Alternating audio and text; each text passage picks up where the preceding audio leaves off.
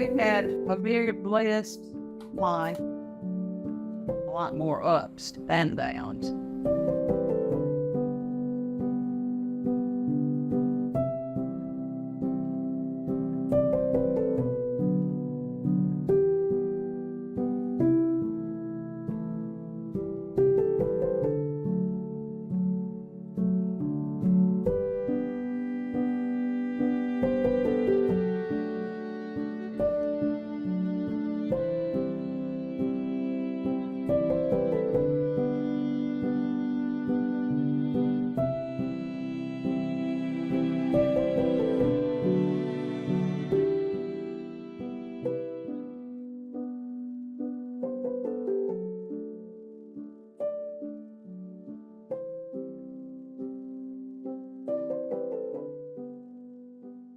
Bill, first of all, I just want to thank you so much, and Faye. This is a wonderful gift from Faye to you, and from you both to your children and grandchildren who are just more blessed than they know, and that's one of the reasons we do this video, so they can realize that as time goes by. So thank you. Well, I'm so thankful that Hayne introduced you to Faye, to where Faye, and I want to thank Faye for going through 23,453 photos for you. So hopefully this will all go well. I'm sure it will. I'm no doubt about it, because look who's our subject here. Look who's our subject, as advertised. Thank you, Hayne.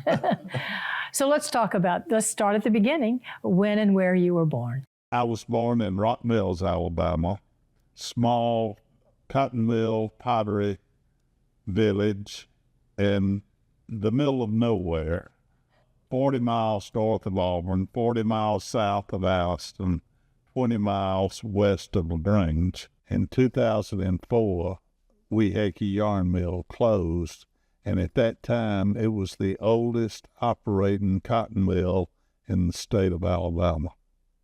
My daddy returned in 45, I believe, from Germany, Paris. He continued to run the grocery store. I came along in 46. I was an only child. I understand that my mother was in labor for like 3 days with me, so that's the reason I was an only child. That wound up there. Well, let's talk about what you remember from your school days. Were you a particularly good student? Did you do well in a particular subject, or did you dislike? I did not do well in any subject, I don't think. Didn't make very good grades, but enough to pass each year.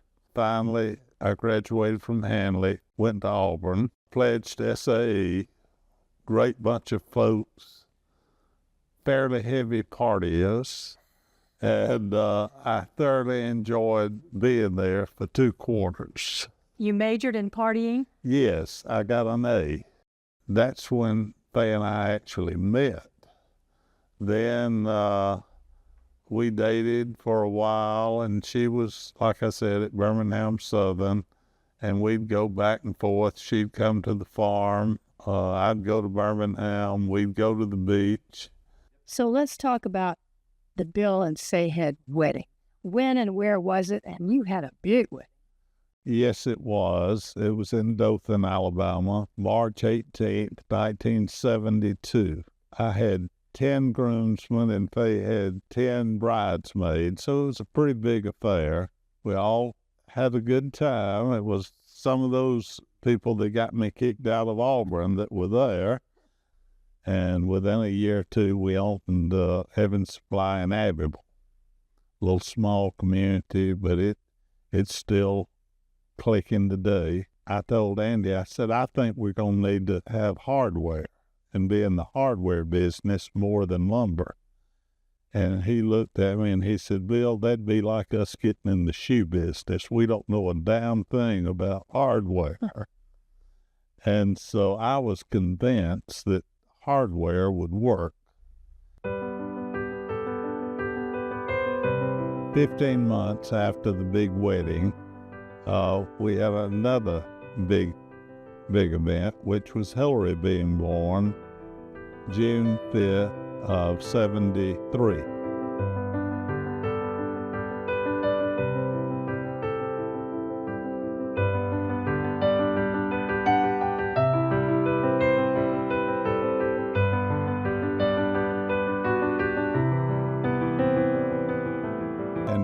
years later, son Mark was born during a snowstorm in Dothan, Alabama, January 31st of 77. We had a fairly exciting birthing that day, and Mark came along quickly.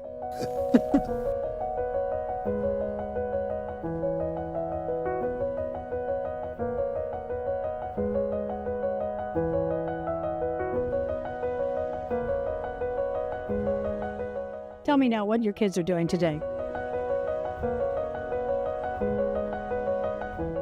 What's Hillary doing now, and what's Mark doing now? Hillary finished at Auburn.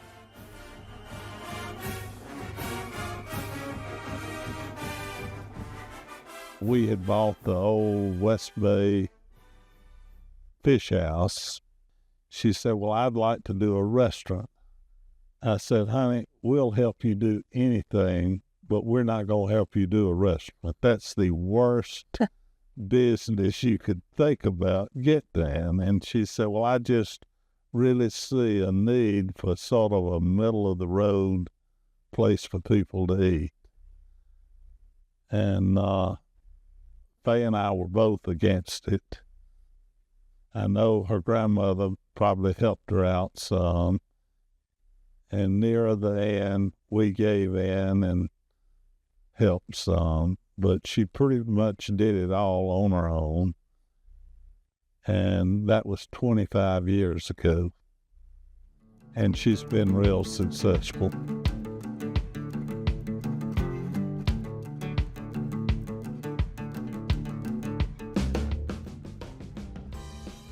And it's called? It's called Boondocks, which at the time it was really in the Boondocks. And let's tell the story of Mark. And how did Mark develop professionally? After high school, Mark went to Auburn, attended Southern Union there. And after a short period, against our wishes, Mark did. He got the sand and gravel going and made enough to buy new fences and buy a few more cows, and has wound up doing real well and married Cindy Nelson, who was a local girl there in Roanoke. They now have 3 children, Mark, Jace, and Lauren. Tell me how y'all wound up here at this beautiful property, the Serenity Point. And there were, I think, 7 people that had to sign the deed. We bought it, and I was so proud of it because it was on a point to where you could really see the bay.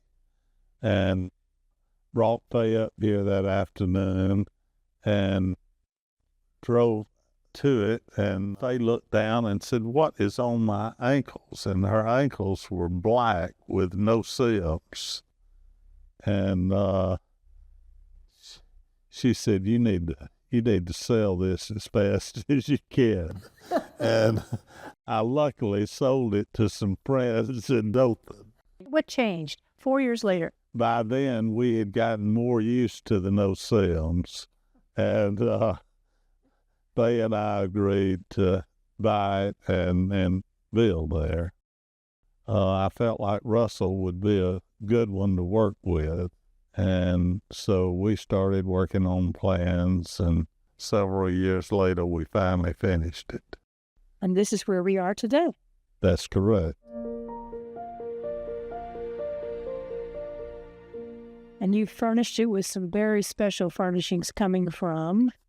Faye, and matter of fact, we met Patrick and did a super job with Faye. He picked out colors and furniture that we didn't have. And of course, we used a lot of old stuff that we did have, like Faye's daddy had given her an old pool table back years ago in Dothan. And then every house we built from the first one in Dothan, we had to have a place for the damn pool table. Anyway, we had one man that did all the finish work, and the floors are from a tree, from several trees that lightning hit on the property.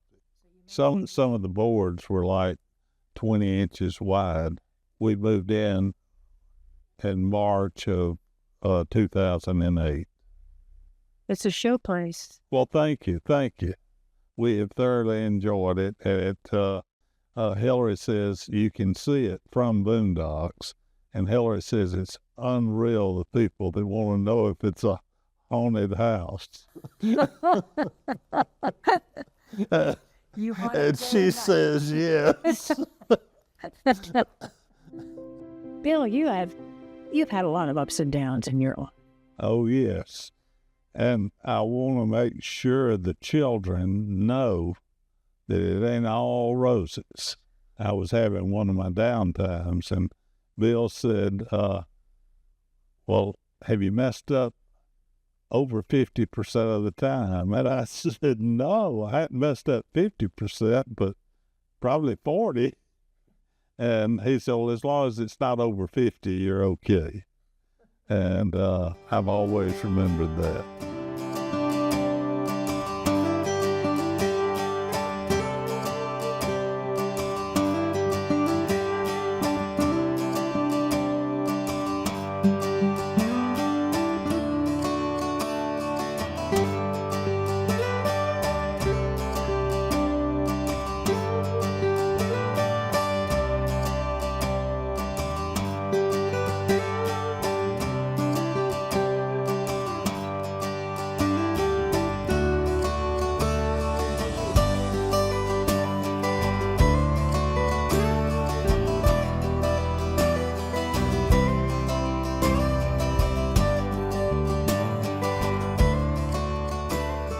What are some of the most important lessons about the things that didn't work out, or how you make sure that you create success?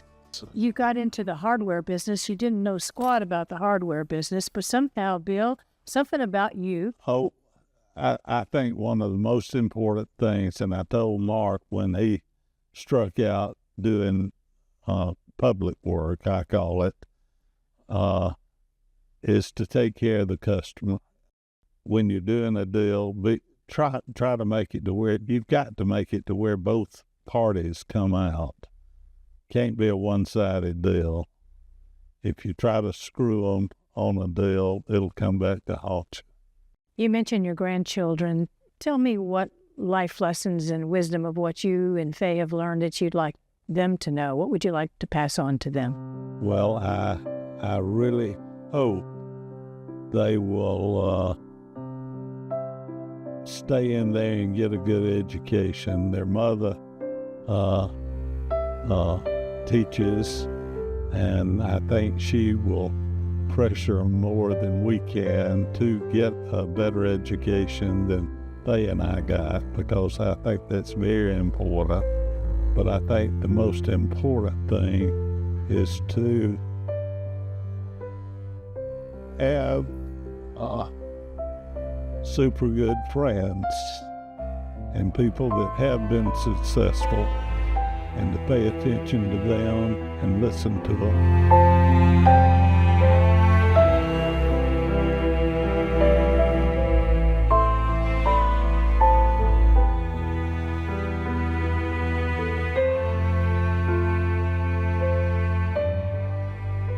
One thing I really miss is having the shrimp boat to where we could go out and get 2 to a half pound of shrimp, to have fresh shrimp.